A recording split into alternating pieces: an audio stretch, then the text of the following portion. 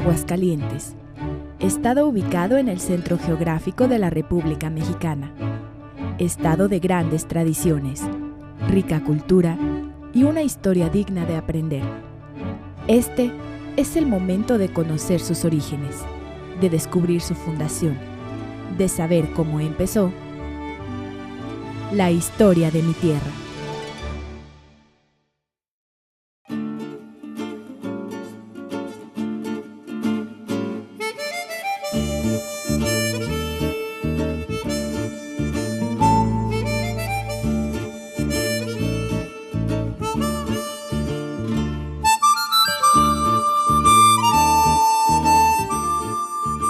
El municipio de Cocío es la frontera norte con el estado de Zacatecas. Se ubica en la ladera de las montañas de la Sierra Fría, parte que conforma la Sierra Madre Occidental. Conoceremos los detalles de su fundación, el por qué en un principio llevó el nombre de Natillas, cómo a través del tiempo los habitantes cambiaron sus costumbres y se adaptaron a un terreno difícil y agreste. Bienvenidos a Cocío, la puerta del progreso.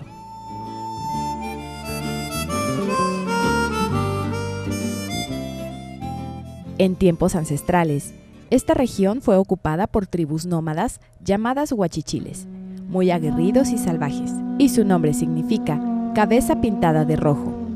Eran descendientes directos de los chichimecas, que tuvieron asolada la región por muchos años. Una vez que los españoles lograron conquistar a la Gran Tenochtitlan y sus alrededores, se dieron a la tarea de colonizar el norte de México. Esta vasta zona también era conocida como Árido América. Fue entonces que llegaron a este lugar los primeros colonizadores, siendo el conde de Rul quien marcó sus límites y estableció la primera hacienda, que después conocimos con el nombre de San Jacinto. En el siglo XVIII, la hacienda de San Jacinto fue propiedad del Colegio de Jesuitas de Zacatecas, perteneciente a la Compañía de Jesús, hasta que en 1767 la congregación religiosa fue expulsada del Imperio Español. Esta situación provocó que sus propiedades fueran vendidas. La hacienda la adquirió don Pedro Romero de Terreros, conde de Regla. Cuando murió, se la vendieron al coronel Diego Rul, que también fue propietario de las haciendas de Cieneguilla, Ciénega Grande y Tetillas. Tanta era la tierra que tuvo este hombre, que resultaba imposible administrarla, por lo que importantes fracciones se entregaron a medieros y arrendatarios para que las trabajaran.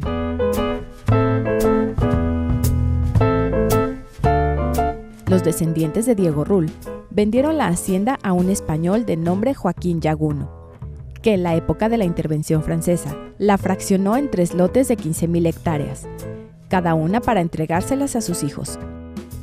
Tiempo después, don Carlos Yaguno, nieto de don Joaquín, se convirtió en el único dueño del lote centro de la hacienda de San Jacinto, que después de la separación del rancho de Mesillas, tenía una extensión de 12,000 hectáreas.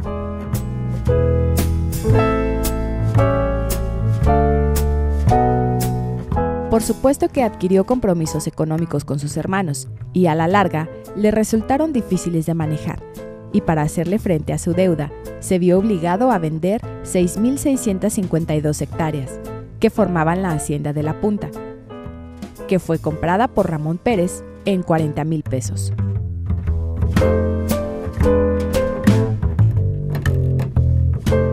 La hacienda de San Jacinto, que en sus buenos tiempos llegó a contar con 45,000 hectáreas y que fue ejemplo al ser la mejor productora de maíz, frijol y chile, terminó con una superficie de 3,700 hectáreas.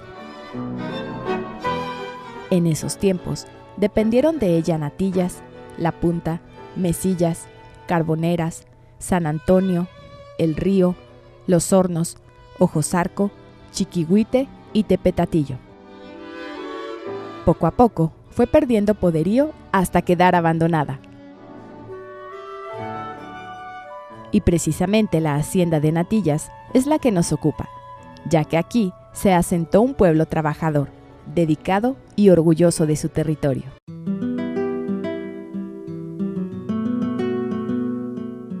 Pío Bermejillo fue un acaudalado empresario originario de Balmaceda, España. Llegó a México con la intención de adquirir bienes inmuebles, comercializar abarrotes y otorgar préstamos a particulares y al gobierno. De esta manera, por hipoteca vencida, se apropia de la estancia o hacienda de Natillas. Este nombre se debe a que se producían vastos productos derivados de leche. Por obvias razones, él no sabía ni lo que había adquirido. Fue entonces que se acercó a su firma mercantil, don Cornelio Acosta, con la intención de solicitarle dicha hacienda en arrendamiento.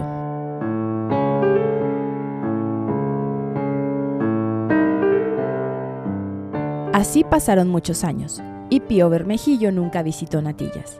De esta manera, y viendo enormes intereses monetarios, don Cornelio Acosta, arrendatario de la hacienda, pidió permiso al hacendado Pío Bermejillo para edificar varias fincas en el lugar que hoy ocupa el pueblo de Cocío, formándose una estancia donde descansaban los viajeros que iban de Zacatecas a Aguascalientes, y al estar avecinándose varias familias en este lugar, formaron el rancho de Natillas.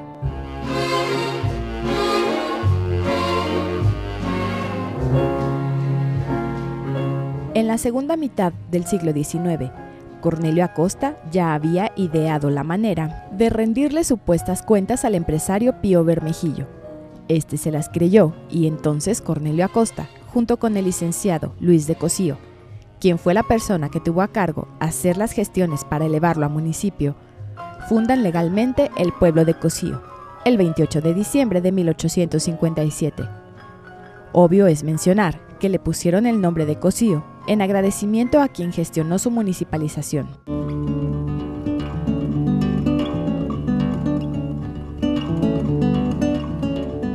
Cocío es el más pequeño de los 11 municipios que conforman el estado, pero tiene un potencial humano de alta calidad y gran responsabilidad.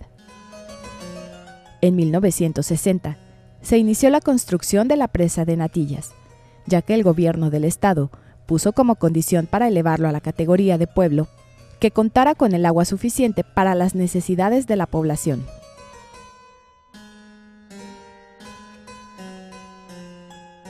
Al sur del pueblo de Cocío se encuentra la comunidad de La Punta, anteriormente hacienda perteneciente al municipio de Rincón de Romos, siendo hasta el año de 1911 cuando pasó a ser jurisdicción del municipio de Cocío. La hacienda de La Punta, a lo largo del tiempo, tuvo muchos propietarios, entre ellos don Ramón Pérez, quien la vende a don Rafael Arellano Ruiz Esparza. A principios del siglo XIX, o sea, a principios de 1800, en esa época, don Carlos Yaguno la vendió a don Ramón Pérez, la hacienda de La Punta. Y en ese tiempo se le conocía inicialmente como La Punta del Rincón, así. Después del mismo siglo, ya a fines del siglo de 1800, del siglo XIX, don Ramón Pérez se la vende a don Rafael Arellano Ruiz Esparza. Le agrega un aumento al casco de la hacienda, un aumento para el lado del Camino Real, donde pasa. Sí, hablemos posiblemente la reconstruyó o la aumentó esa construcción a fines del 1800, hablamos de 1880, 1870 y tantos por ahí, fue cuando la adquirió. Don Rafael Arellano Ruiz Esparza se la hereda a don Rafael Arellano Valle, que era hijo de él, uno de los hijos de él porque tuvo más hijos, don Rafael Arellano Ruiz Esparza, que por cierto ambos fueron gobernadores del estado de Aguascalientes. Don Rafael Arellano Ruiz Esparza en la época de Porfirio Díaz y don Rafael Arellano Valle en la época de Álvaro Obregón, de 1920 a 1924. Fue en esa época en que don Rafael Arellano Valle pues fue un hacendado bueno, noble, dentro de lo que es la vida hacendaria, ¿verdad? Él se preocupó mucho por la educación, sobre todo aquí de La Punta. fomentó mucho la educación aquí en La Punta, la escuela primaria, sobre todo. Se preocupó porque los peones, los hijos de los peones supieran leer, que eso fue lo básico, era lo básico que se pedía. Hizo muchas cosas cuando tuvo de gobernador y después también se portó bien con la gente tiene muy buenas referencias de él, de don Rafael Arellano Valle, tanto así que duró la hacienda hasta 1936.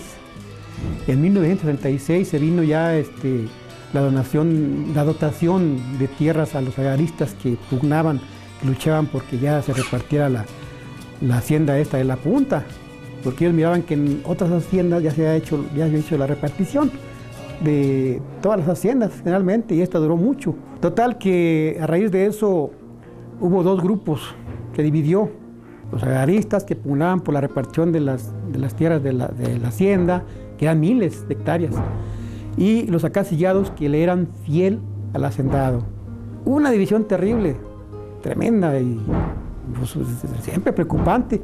Incluso platican que estuvieron a punto de enfrentarse,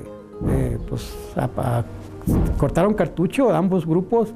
Entonces un señor que se llamaba don Victorio Cedillo, también de aquella época, ya falleció, y habló fuerte e hizo un llamado, que cómo era posible que entre hermanos, entre parientes, se fueran a matar por esa razón. Favoreció para que no hubiera esa división de gente, esa división de la sangre, ¿verdad? Por decirlo así, porque estuvo a punto de haberla. Incluso ya se estimaba de que esa nueva comunidad que iban a hacer de los agaristas se iba a hacer por los punteados, la primera votación que hizo el hacendado para el lado sur de aquí de la hacienda de él.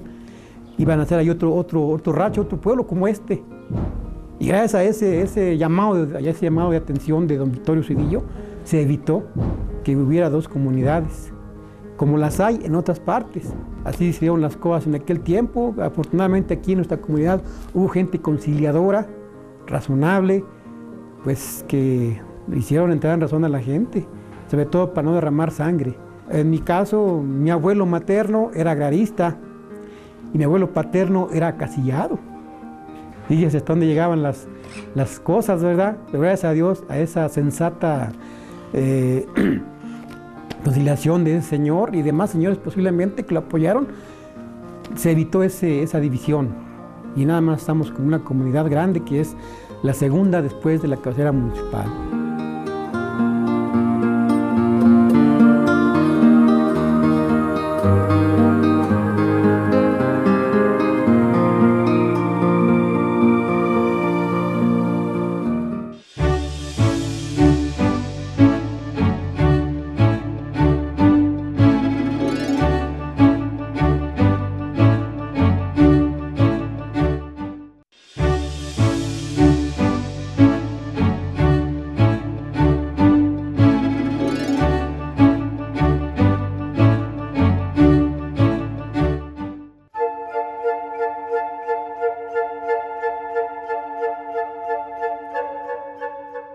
Les dieron tierras a 36 familias como por dotación de ejido, ¿verdad? Esa fue la fundación del ejido, ¿verdad? Cuando solicitan allá a México y esto, ¿verdad? Y se les dieron, se formó de dos haciendas. Y de la hacienda de Saucillo se tomaron, que decían 103 de riego con la presa, tienen una presa, y 390 de temporal de la hacienda de Saucillo, y 1851 hectáreas de agostadero, cerril, es la primera dotación, ¿verdad?, de ejido. Y de allí, pues ya el patrón ya no ocupaba a esos, ¿verdad? Había casillados y todo. Pero como al patrón le quedaba un poquito de terreno talla más, que ya había sido fraccionado por el refugio de Providencia, esta hacienda, ¿verdad?, por los de Cocío y por los del Salero. Entonces, pues ya había sido fraccionada y quedaba ya nomás una partecita. Entonces, esos que agarraron, que le digo, 103 de riego y 390 de temporal, las agarraron, les dijeron que si querían aquí así derecho, para medirles aquí derecho, y si quedaban a gusto ahí se las dieron en provisional el 35. Para el 25 de marzo del 36 fue resolución presidencial y ellos contestaron que allá se quedaban allí. Lo que les dijo don Rafael Arellano, al que encabezaba, que lo que hacía era arreglarles el derecho del agua para esas gentes, ¿verdad? Para las 36 gentes, resolución presidencial, para que les siguieran dando cuando hubiera, cuando no llueve, pues, ¿verdad? Imposible. Y de ahí se formó el ejido y le quedó una partecita a él. En 1930, mientras se hacía la dotación de tierras en todo el país, en la hacienda de La Punta, los trabajadores estaban temerosos de tomar sus parcelas. Entonces, viendo que haya casillados y otros que sí y otros que no, ya el comisariado hizo un censo, ¿verdad?, de todo y solicitó a México de cuenta una ampliación, primera ampliación de ejido, para que si se les contestaban que sí, pues todos ya, ahora sí, ¿verdad? No, pues sí le concedieron resolución presidencial. En 1939 ya era resolución presidencial. Y todavía no, pues los señores no querían agarrar los otros, que porque esto y que el otro, ya ve, y le iban a preguntar a don Rafael al mismo, porque él ya no estaba aquí, estaba en Aguascalientes. Hombre, que esto y que lo otro, ¿cómo ve, don Rafael? Mire, nosotros no sabemos, estará bien. No, hay ustedes, dijo, yo ya no. Entonces, hasta que vino, dijo, mejor voy a ir. Vino y les hizo una reunión a los de la ampliación, primera ampliación, y les dijo que se agarraran, porque si no se agarraban, pues se van a agarrar otros, porque ya está la resolución, ya está de allá, ¿verdad? No, pues entonces, pues sí, hay que agarrar, entonces sí, como se hayan repartido, ¿verdad? Entonces hicieron de la dotación y ampliación 115 ejidatarios. Y ahorita hacemos 157 porque unos llanos que eran de la ampliación, como eran planos, pues se les dio ahí a los de aquí y otros que a veces llegan y como quieran. Hicimos 157, pero los originales, que fue de dotación y ampliación, quedaron 115 ejidatarios. Pero ahorita hacemos 157 porque los reconoce después el gobierno, ¿verdad? Lo digo, lo agrario.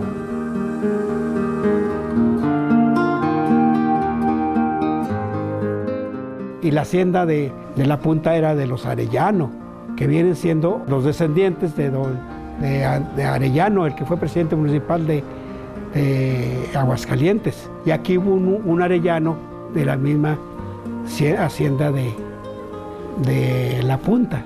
Originalmente una escuela, pero estoy hablando de hace 40 o 50 años. Yo la visité, la última vez que la visité hace 20 años, ya estaba toda destruida y originalmente ahí era un tanque abajo, llovía mucho, todavía está el tanque. Mi abuelito Refugio Espino era mayordomo de la hacienda. Y ya me vine y ya mi mamá se metió a trabajar a la hacienda, era la que lavaba y planchaba. Y yo me estuve con mi abuela y ya crecí un poquito y allá yo iba con los señores, unas personas muy buenas, la señora Teresita y don Rafael, no, especiales, de buenas personas. Y no, pues me decía, no te vayas, María del Carmen, porque yo me llamo Carmen, pero él así me decía, María y la señora. Y ya, pues allí me crié. Y ahora crecí yo y ya me metí de recamarera. Y ya mi mamá trabajaba y yo, las dos ahí en la hacienda. Eran los que se iban a ver a los trabajadores, a ver si andaban todos, a ver cuántos habían faltado para hacer la lista y traerla. Los que habían ido a trabajar ese día y los que no. Era el que salía. Eran 3 mayordomos y salían donde andaba la gente trabajando. Sembraban frijol, sembraban maíz, sembraban de estos chile y todo lo que se puede sembrar en el campo. Aquí en el tanque que está aquí, hasta abajito, sembraban trigo. Hasta calabaza sembraban mucha también.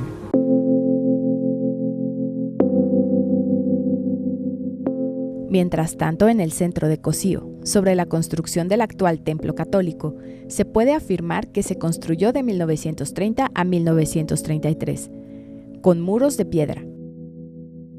Quien emprendió la obra fue el sacerdote J. Guadalupe García Prieto, siendo presidente municipal don Francisco Murillo. Dicho templo está ubicado en el lado sur de la plaza principal.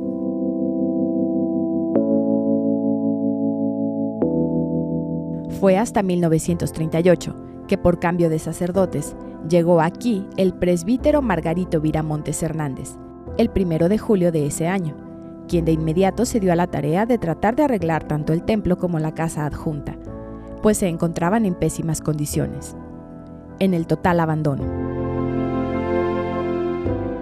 El templo había quedado por muchos años prácticamente en obra negra. Se inició el enjarre del techo y los muros. Se le puso piso de mosaico, pues tenía hasta entonces el piso de tierra. Poco a poco fue mejorando, hasta quedar como ahora lo conocemos. Por último, las torres se erigieron hasta el año de 1969. Algunos cuentan que el Cristo indígena milagroso llegó con los padres franciscanos de España, que fueron los primeros evangelizadores del continente americano. Otros manejan que lo elaboraron los habitantes de la Nueva España con la orientación y apoyo de estos evangelizadores, dado el material con el que está construido, que es poco común en nuestros tiempos. La pasta de caña es un material propio del siglo XVII, según la información que proporcionó quien restauró al Cristo.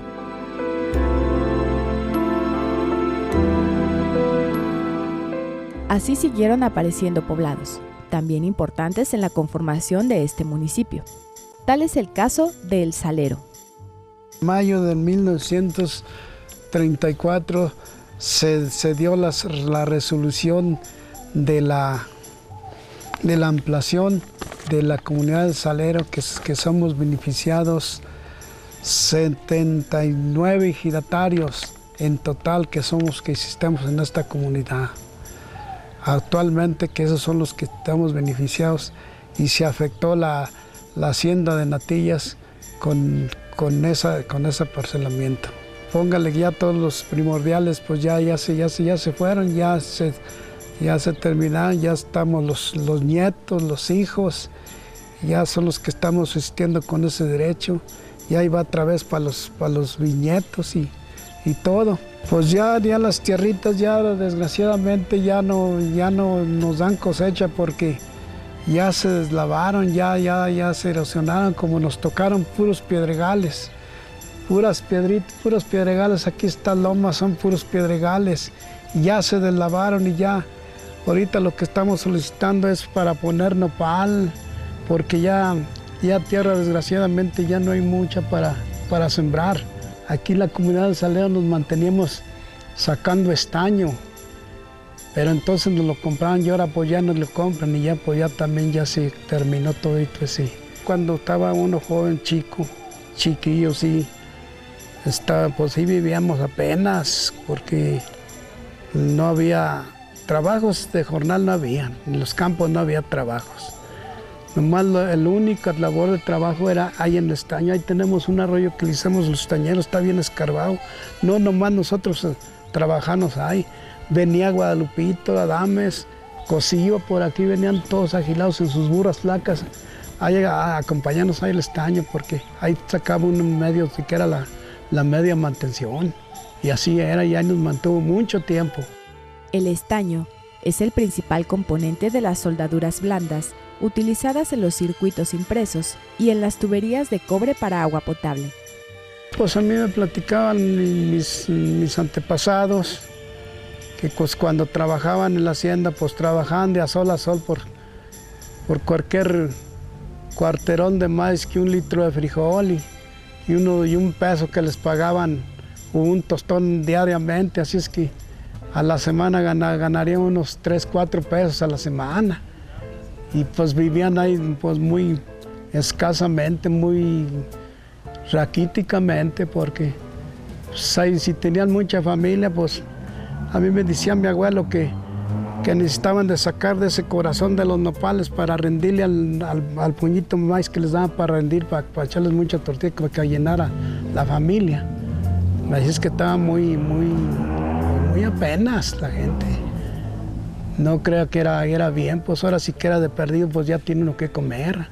Aunque sea hay mucha tortilla, frijolitos, pero sí, ya hay más que antes, no había nada.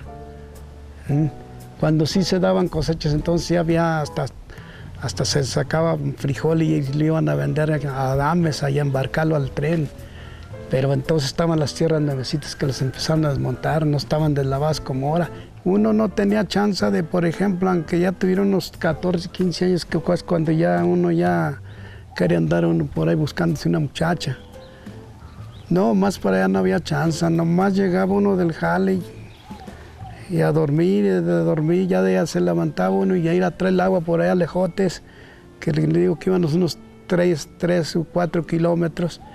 Así es que cuál chance, venía uno y más echaba una tortilla y se iba uno a buscar para sacar para la mantención. Así es que no había chance de andar uno de que tener un rato de recreación, no.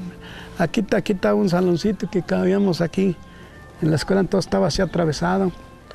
Aquí pues lo más, aquí nos sentábamos en una piedra porque todavía no tenía muebles, de que tuviera amueblada, que tuviera mesabancos para estar uno escribiendo, nada, se sentaban en una piedra y nomás amontonitos en una esquina. Los maestros venían a pie de por allá, de donde eran, venían a pie en partes. Cuando andaba un maestro ni en bicicleta se conocía nada. No, así estaba trabajoso. Pero pues así es la vida y vale más vivir de abajo y no de arriba para abajo, porque si está viviendo usted inalteradamente con todos los medios y después cae, después casi hasta se anda suicidando.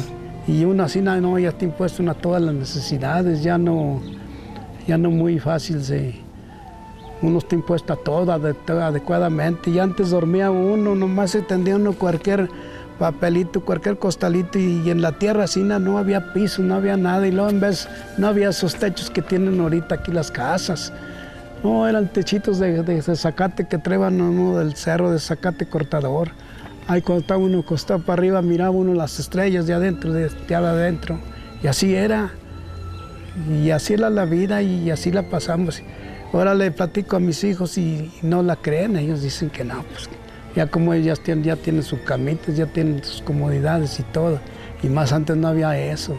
Estábamos a ras, pero pues de todos modos era bonito porque estaba uno joven y fuerte y todo, con ganas de todo, pero nomás que no había.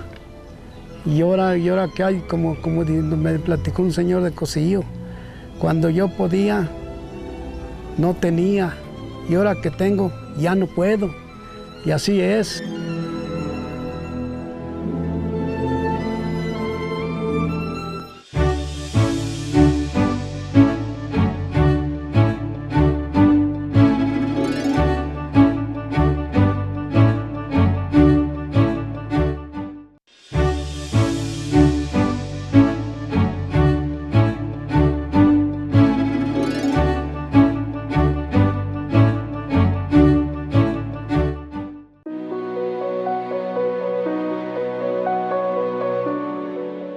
La fundación de nuestra comunidad aquí de Salero, la fundación la hicieron unas personas que se llamaba Jacinto García, uno de ellos. Su modo de trasladarse en aquella época en burros, eran burros, que tenían cada quien sus animales, sus burros. Que le querían poner el nombre a la comunidad. Ese nombre lo vinieron consiguiendo porque aquí abajo estaba una monera de San Pedro, que colindaba con San Pedro y el Salero, de unos 2 metros. Y allí se paraban los señores que venían a vender sal en sus burros. Y por allá de arriba bajaban para acá, para Guadalajara, para todo eso. Le pusieron, entonces dijeron, pues ¿cómo le ponemos aquí al rancho? Dice, Pues póngale el salero, hombre, pues aquí paramos nosotros, aquí, con la sal, póngale el salero. Y por eso le vinieron poniendo el salero. Y se le quedó y se le quedó.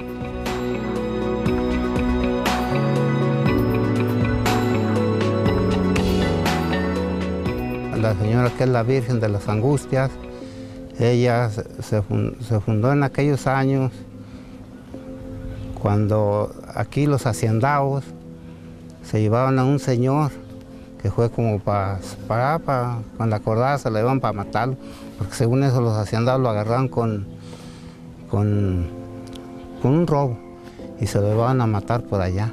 Por allá ya le andaba de celo, lo llevaban así y se fue a una, le dijeron que le diera chance a un arroyito a tomar agua.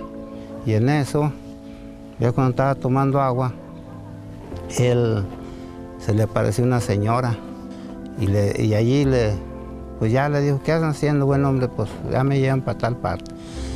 Dijo, no te fijes, no te van a matar ni te van a llevar. Y estaba limpio así en los matorralillos pequeños allí, pero no, que al último lo andaban buscando ya los soldados y todo, y no lo encontraron. Le hizo ese milagro a ese señor. Entonces, ya cuando le dijo, mira nomás, te encargo mucho que el día 8 de septiembre le haga su fiesta a la Santísima Virgen de las Angustias. Y ya se vino. Desde entonces se ha hecho esa fiestecilla y no se ha dejado. Ahí nos han ido manteniendo ahí, pues malmente, ahí comiendo unas cuijas, ahí todo, ahí por los cerros, ahí por las, ya esos lomas, ahí que nos íbamos a cuidar vacas, y yo me iba a cuidar vacas y otros de aquí nos íbamos a cuidar y pues ya nos andaba de hambre. Los becerros mamaban las vacas y unos de aquí les quitaron los becerros y nos poníamos a mamarles a nosotros mejor a la... Como ven, no, por eso digo que nomás viera qué hazaña nos pasaban nosotros. Yo me acuerdo que me robaba unas mazorcas y allá en el monte, allá juntarnos un montón de pasojos, así de animal y echárnoslo para comer esquite. Y ya teníamos la hora de que iban a que mamá nos becerros ya para que se nos fuera, no había agua. Ahí estaban también quitando los becerros para acá. Por eso digo que no, hombre. Más bien era que, pues, qué traviesos y no, pues bueno, la hambre, no era que eran los traviesos.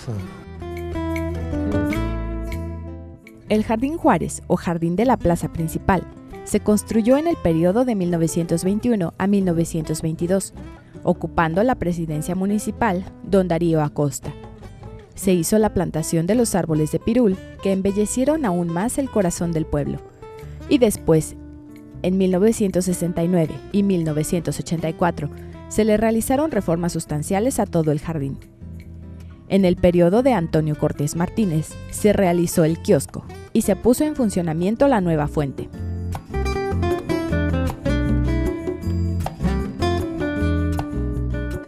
En el tiempo de bonanza del municipio, se sembraba vid, maíz, frijol, chile, papa, brócoli, chícharo y sorgo en temporada de primavera-verano, y ajo, avena y alpiste en la temporada otoño-invierno.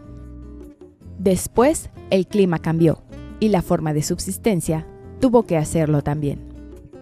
En los años 60, nosotros estábamos niños, chiquitos.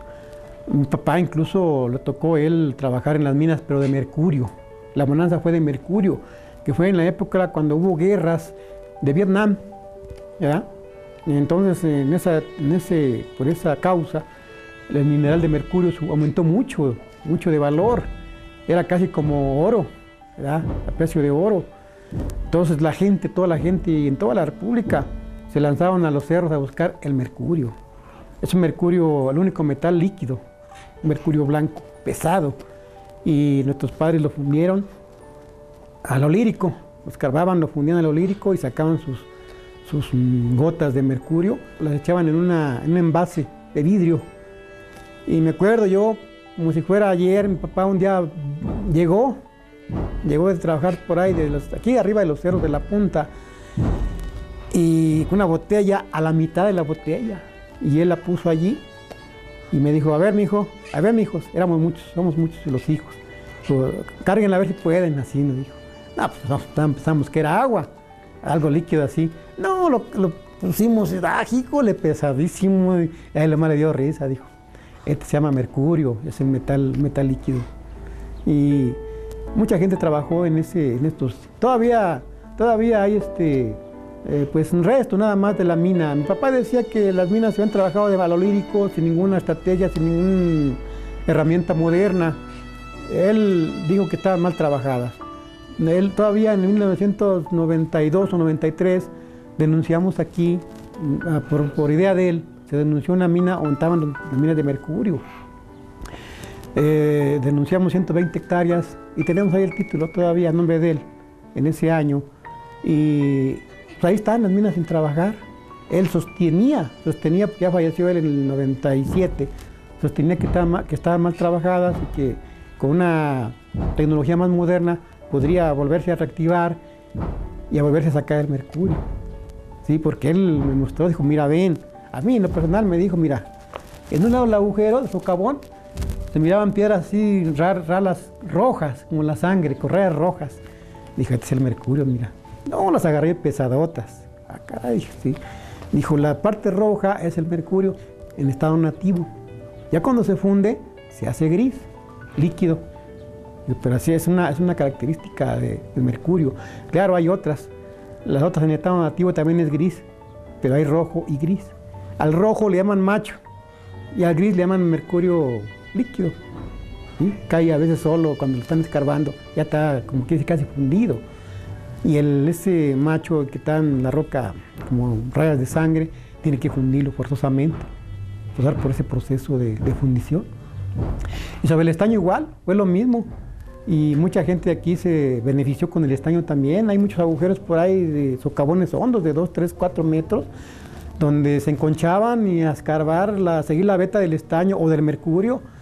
Total que en esa forma de laborar, encerrados y escondidos, todo el polvo, los gases, usted sabe que todos los metales traen gas. Las mismas rocas en sí traen gases, unos más venenosos que otros.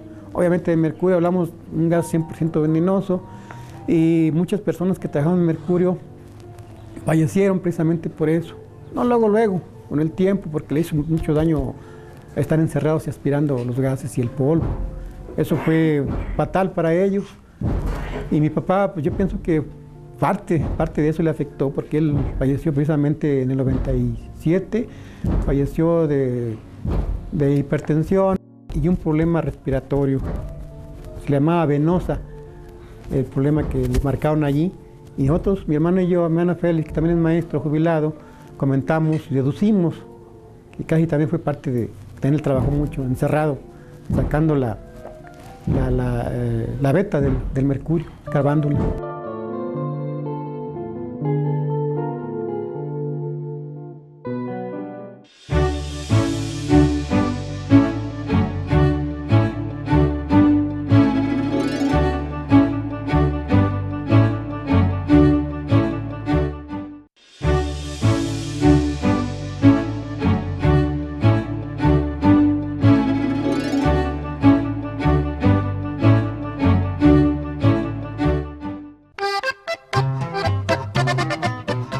Acontecimientos importantes relacionados con la Revolución Mexicana y la Guerra Cristera se escuchaban por todas partes.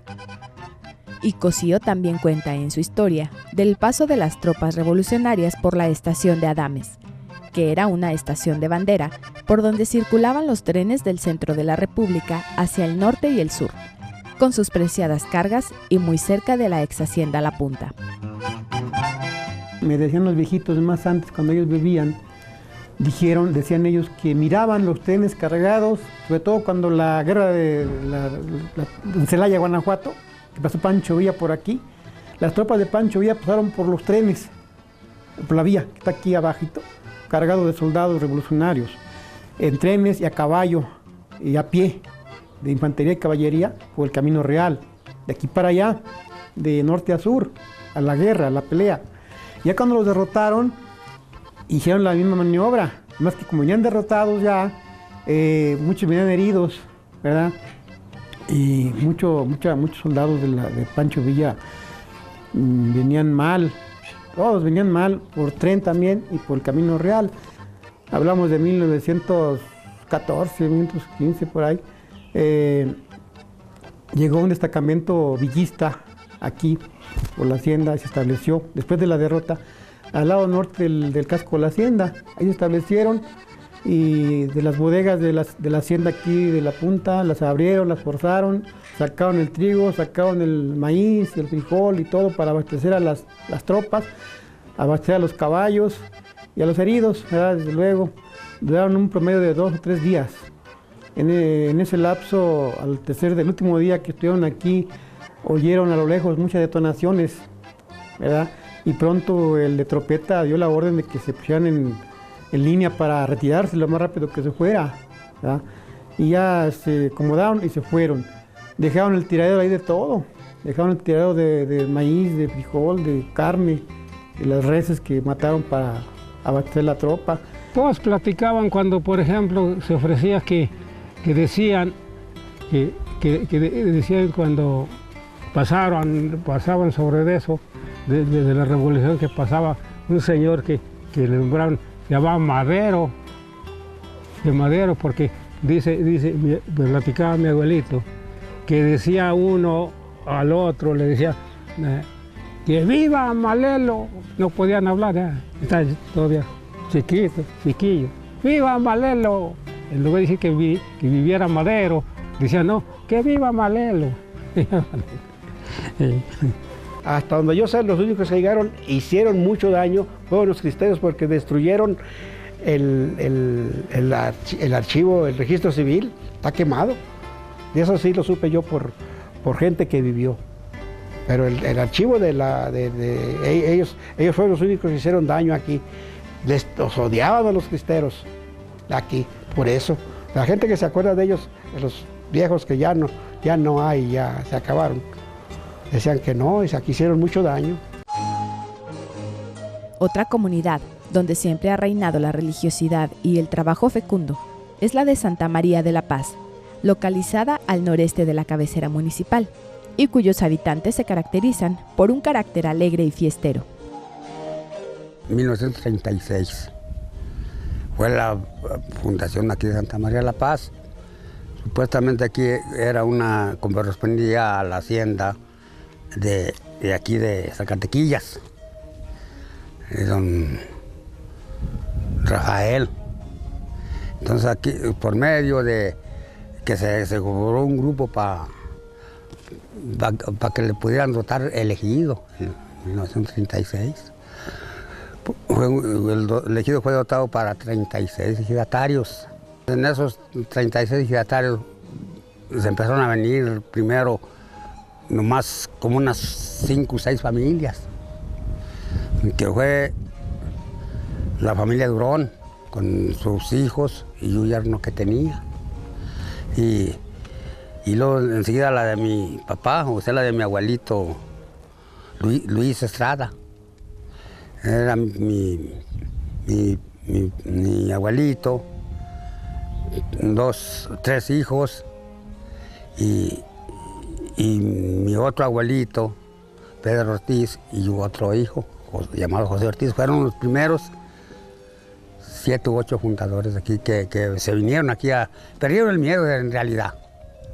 Perdieron el miedo porque la gente estaba asustada que iba a venir don Rafael y que les iba a hacer, y que se escondían, según me platicaban en aquel entonces.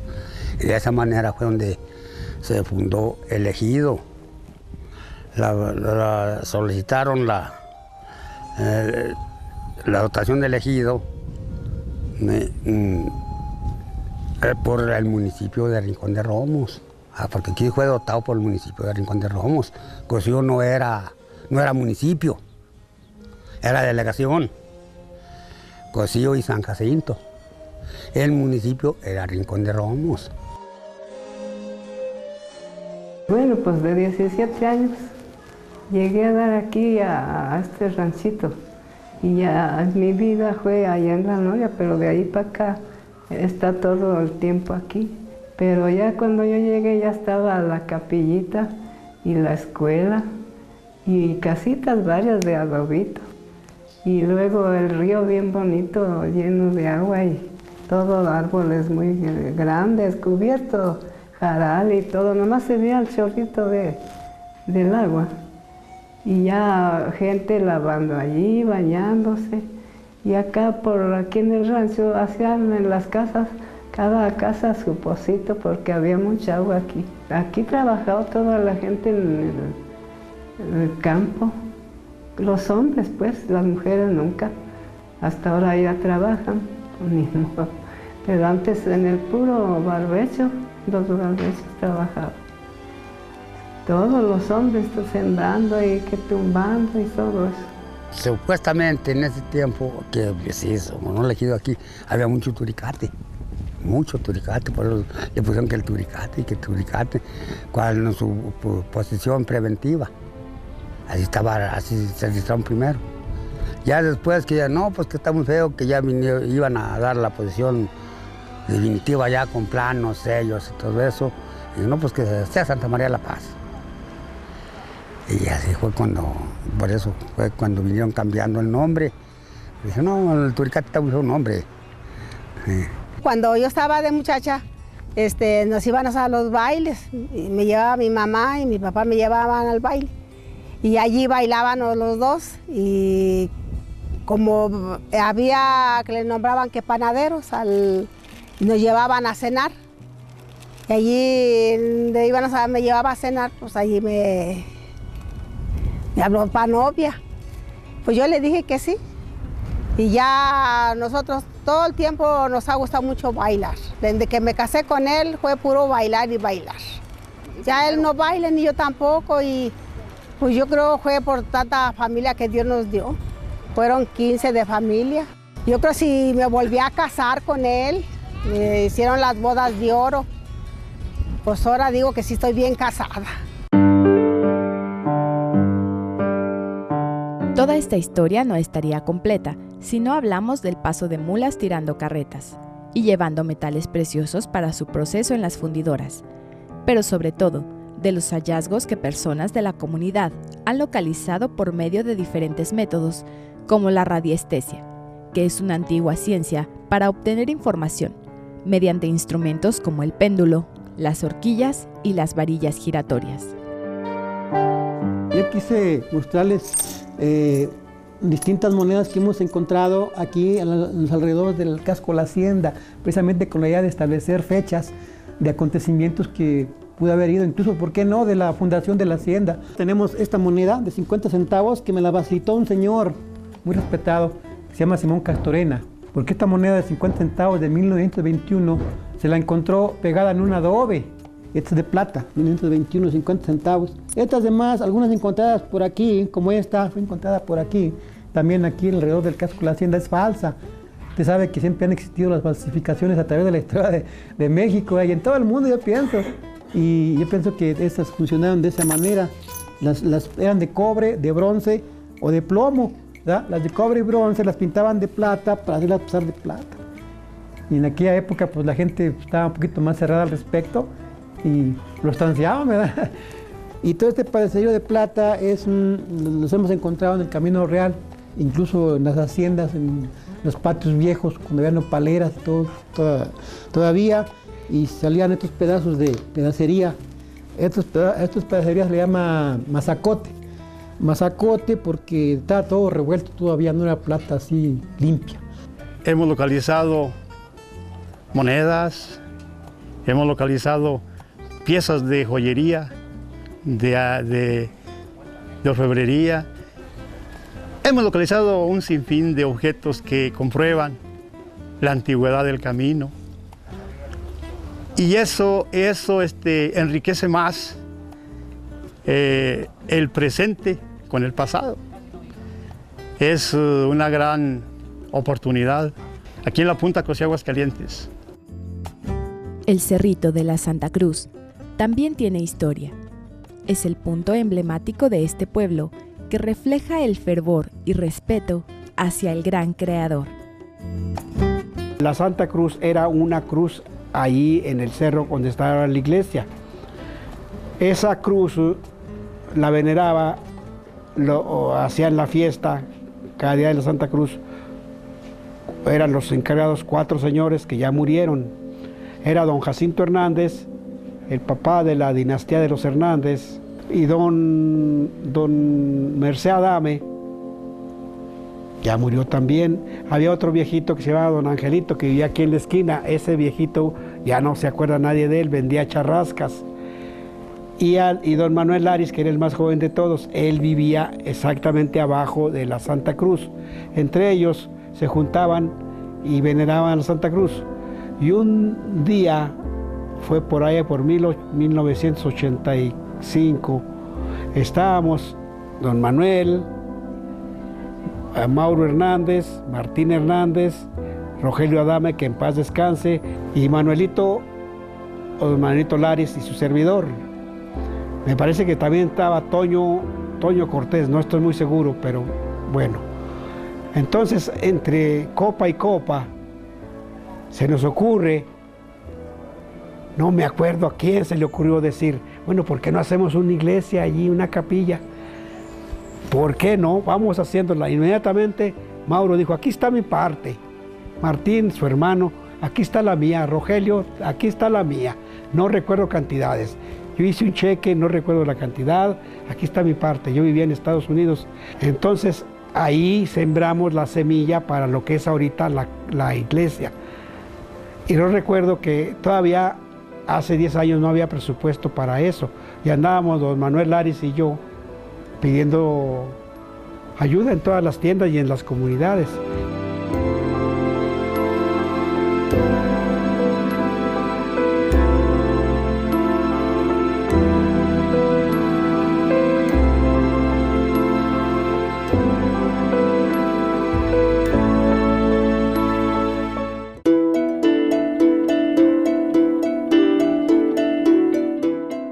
Este es Cocío, la puerta del progreso.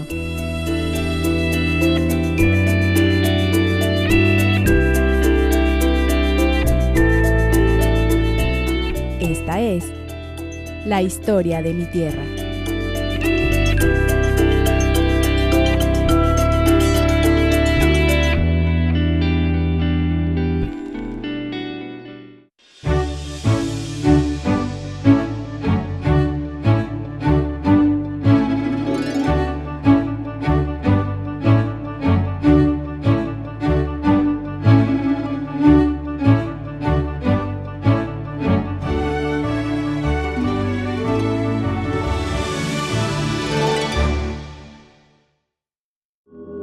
Esta fue una producción de Aguascalientes TV.